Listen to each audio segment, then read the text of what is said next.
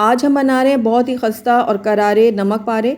तो उसके लिए मैंने यहाँ पर 2 कप मैदा ले लिया और इसके अंदर मैं ऐड कर दूँगी हस्बे ज़रूरत नमक। आधा कप मैंने यहाँ पर घी लिया और घी को इसी तरीके से जमा हुआ होना चाहिए। अब तीनों चीज़ों को मैं बहुत ही अच्छे से मिक्स करूँगी।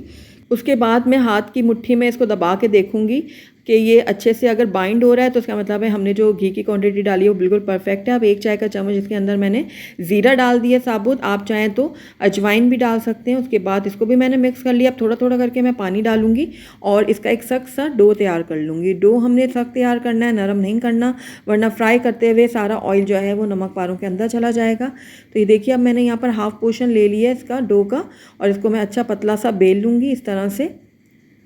उसके बाद हम इनको कट कर लेंगे अपनी पसंद की, आप कोई भी शेप दे सकते हैं।